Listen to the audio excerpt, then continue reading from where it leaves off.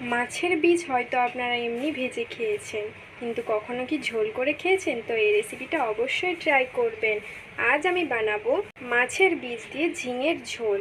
তার জন্য আমি এখানে ঝিঙে কেটে নিয়েছি, আর এপাশে আমি মাছের বীজ নিয়ে নিয়েছি।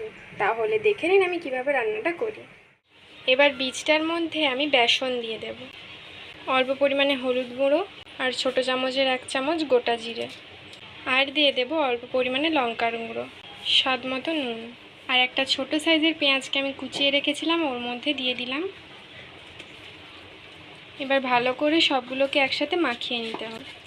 যারা যারা আমার চ্যানেলটিকে আগে থেকেই সাবস্ক্রাইব করেছেন তাদেরকে অসংখ্য ধন্যবাদ, আর যারা যারা সাবস্ক্রাইব করেননি তারা জলদি সাবস্ক্রাইব করে দিন, যাতে নতুন নতুন রান্নার ভিডিও আপনারা দেখতে পারেন।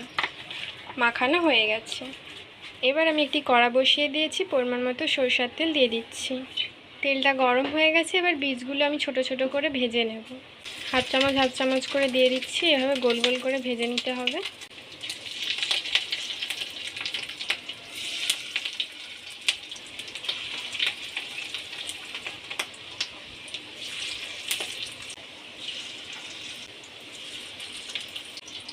এক পাশটা ভাজা হয়ে গেছে, আরেক পাশটা উল্টে দেব, দিয়ে বীজগুলোকে ভালো করে ভেজে নিতে হবে। এই রেসিপিটা আপনারা বাড়িতে অবশ্যই ট্রাই করবেন, আর খেয়ে কমেন্টে জানাবেন কেমন লাগলো। দেখুন আমার বীজগুলো ভাজা হয়ে গেছে, এবার আমি তুলে নেব। এবার ওই তেলের মধ্যে অল্প পরিমাণে চিনি দিয়ে দেব, আর একটি তেজপাতা, আর একটা বড় সাইজের পেঁয়াজকে আমি কুচিয়ে রেখেছিলাম ওটা দিয়ে দেব। পরিমাণ মতো নুন দিয়ে দেব। আমি একেবারে ঝোলের আন্দাজে নুনটা দিয়ে দিয়েছি। এবার পেঁয়াজটাকে হালকা ভেজে নেব। পেঁয়াজটা হালকা ভেজে নিয়েছি। এবার ওর মধ্যে 1 চামচ মতো রসুন বাটা দিয়ে একটু ভেজে নেব। 1 চামচ হলুদ গুঁড়ো, হাফ চামচ লঙ্কার গুঁড়ো, 1 চামচ জিরে গুঁড়ো, অল্প একটু জল দিয়ে মশলাটাকে কষিয়ে নেব।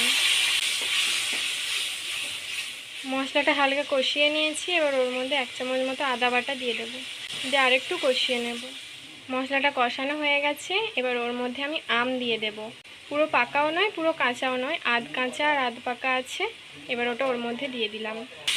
আপনারা আমের পরিবর্তে টমেটো অ্যাড করতে পারেন, কিন্তু আমি এখানে আম দিয়েছি তাই আর আমি আর টমেটো অ্যাড করছি না। এবার ওর মধ্যে কেটে রাখা ঝিঙেগুলো দিয়ে দেব।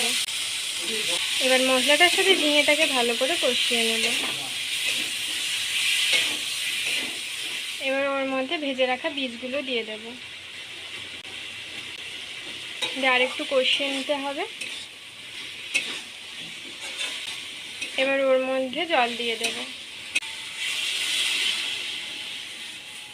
আমি এখানে 2 বাটি মতো জল দিচ্ছি, আপনারা যে যেরকম ঝোল খাবেন তেমন ব্যবহার করবেন। দিয়ে একটু নেড়ে নিচ্ছি।